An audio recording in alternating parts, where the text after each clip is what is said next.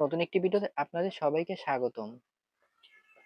বাংলাদেশের সাবেক প্রধানমন্ত্রী বাংলাদেশ ৫ই আগস্টের পর বাংলাদেশ ছেড়ে যখন চলে যায় তার অবস্থা অনেকটাই খারাপের দিকে চলে যাচ্ছে। কিন্তু বর্তমান এনসিপি ক্ষমতায় আসার পর বিভিন্ন জায়গায় চাঁদাবাজি, ডাকাতি এবং ধর্ষণ, লুট এগুলো অনেক হারেই বেড়ে চলছে।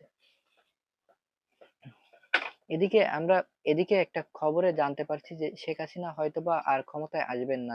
এর পরিবর্তে হয়তোবা তার ছেলে জয় তিনি ক্ষমতায় আসতে চলেছেন। ভারতের একটি বড় বৈঠক হওয়ার কথা ছিল, কিন্তু নরেন্দ্র মোদী সেই বৈঠকটি থামিয়ে দিয়েছেন।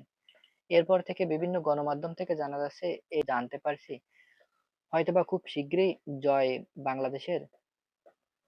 বাংলাদেশে ফিরে আসতে চলেছেন এবং জয় বাংলাদেশে আসার পরে হয়তোবা শেখ হাসিনার জায়গাটি জয় নেবে। শেখ হাসিনার মেয়ে পুতুলের এই জায়গাটা পাওয়ার কথা ছিল, কিন্তু তাকে ক্ষমতায় আসার কথা ছিল, কিন্তু কোনো একটি কারণে হয়তোবা তিনি ক্ষমতায় আসতে পারবেন না। এর পরিবর্তে শেখ হাসিনার ছেলে জয়, বলতেই পারি শেখ হাসিনা আজ হোক কাল হোক তিনি দেশে চলে আসবে। তার বিভিন্ন রকম কল রেকর্ড থেকে আমরা যে কথাগুলো শুনতে পাচ্ছি, ঘটনাটি অনেকটাই সত্য হওয়ার সম্ভাবনা আছে। যদিও বা ঘটনাটি সত্য না হয়, তাহলে তাদের বাংলাদেশের যে নেতা কর্মীরা আছে তাদের মনোবল বাড়ানোর জন্য হয়তোবা তিনি এই কথাগুলো বলে আসছেন। কিন্তু যদি ঘটনাটি পুরোপুরিভাবে সত্যটা না হয়, তাহলে নেতাকর্মীদের মনোভাব অনেক হারেই ভেঙে পড়বে এবং এবং ভেঙে পড়বে এবং তারা রাজনীতি করার দুঃসাহস দেখাতে যাবে না। কিন্তু সম্প্রতি আমরা গোপালগঞ্জের ঘটনা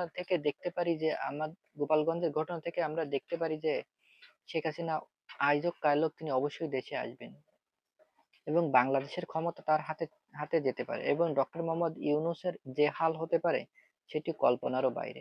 কারণ ডক্টর মোহাম্মদ ইউনূস এই সুদখোর, এই জালিম এর দ্বারা বাংলাদেশ শাসন করা এবং বাংলাদেশ চালানো এর দ্বারা কখনো সম্ভব না। এর পেট ভরতেই জানে, দেশের জনগণ মানুষ কারোরই ভালো করতে জানে না এবং কারোর ভালো ভালো নিজে দেখতেও পারে না। তো তার জন্য আমরা বলতেই পারি এই ডক্টর মোহাম্মদ ইউনূস আসছে বাংলাদেশটা ধ্বংস করতে, এক কথায় বলা যায় আমেরিকার হাতে তুলে দিতে। দর্শক, এই ছিল আজকের ভিডিওটি ভালো লাগলে অবশ্যই ভিডিওটি লাইক করবেন। আপনি আমার চ্যানেল নতুন হলে অবশ্যই চ্যানেলটি সাবস্ক্রাইব করবেন। দেখা হচ্ছে পরবর্তী একটি ভিডিওতে। ততক্ষণ ভালো থাকুন, সুস্থ থাকুন।